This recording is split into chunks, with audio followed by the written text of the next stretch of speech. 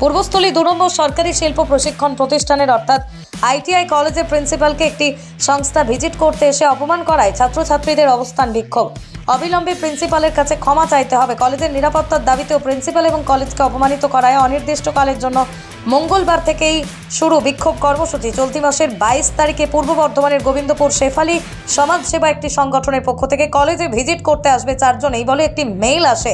22 তারিখে 4 জন আসে পূর্বস্থলী আইটিআই কলেজে ভিজিট করতে এসেই প্রিন্সিপালকে অকথ্য ভাষায় গালিগালাজ এবং প্রিন্সিপালের যোগ্যতা নিয়ে প্রশ্ন তোলায় ক্ষিপ্ত হয়ে ওঠেন ছাত্রছাত্রীরা। এরপরই ছাত্রছাত্রীরা ঠিক করেন যতক্ষণ না পর্যন্ত প্রিন্সিপালের কাছে ক্ষমা না চাইবেন ততক্ষণ অবস্থান বিক্ষোভ চালিয়ে যাবেন কলেজের মূল গেটে। কি ঘটনা ঘটলো?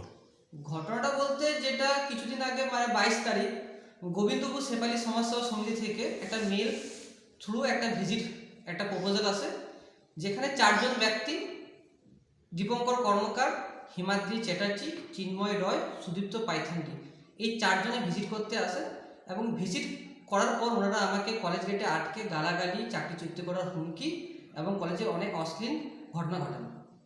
সেই প্রতিবাদে আমার ছেলেরা যখন জানতে পারে, আমার সিনিয়র ছেলেরা, তখন সেই প্রতিবাদে তারা এই আন্দোলনটা করছে। কি চাইছে? ছেলেরা চাইছে যে আমাদের প্রিন্সিপাল স্যার এবং আমাদের যে ইনচার্জ স্যারকে যে অপমান করা হয়েছে, যে যোগ্যতা নিয়ে প্রশ্ন তোলা হয়েছে, তার প্রতিবাদে ওনাদের শাস্তি হোক। আর আমরা চাইছি যে গোবিন্দপুর শেফালি সমাজসেবা সমিতির যে প্রেসিডেন্ট মলয় পীর এবং সেক্রেটারি সুভাষ ঘোষ আছেন, ওনারা দুজনা উভয় এখানে এসে আমাদের ছাত্রদের সঙ্গে বসে এই ঝামেলাটা মিটিয়ে দিন। কারণ এই যতক্ষণ না ওনারা আসবেন ততদিন আমাদের ছাত্ররা এভাবে কলেজে চলার পাশাপাশি শান্তিপূর্ণ একটা আন্দোলন কিন্তু করে যাবে। আপনার নাম পরিচয়? কোন কলেজ এটা তোমার? Purbasthali two government ITI. কি করছেন আজকে? প্রশ্ন হচ্ছে আমাদের প্রিন্সিপাল স্যারকে উনি চাকরিচ্যুত করার হুমকি দিয়েছে, সেটা কেন দিয়েছে? কি অপমান করেছে। কে? চিন্ময় কর, তারপরে হচ্ছে হিমাদ্রি চ্যাটার্জি, তারপরে হচ্ছে সুদীপ্ত পাইথান্ডি। ওনারা কারা কলেজে?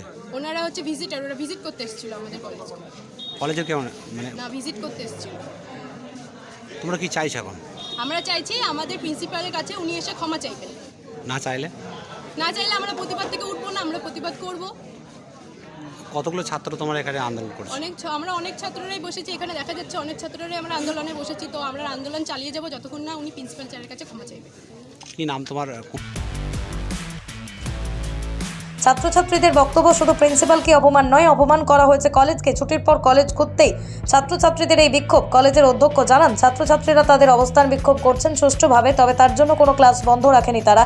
এখন প্রশ্ন, হঠাৎ করে কেন একটি স্বেচ্ছাসেবী সংস্থা সরকারি কলেজে কেন ভিজিট করতে আসবে, কেনই বা গালিগালাজ করবে? ইতিমধ্যে কলেজ কর্তৃপক্ষ ঠিক করেছে বিষয়টি এলাকার বিডিও ব্লকের অফিসারকে জানানো হবে। Desk report, express Kolkata.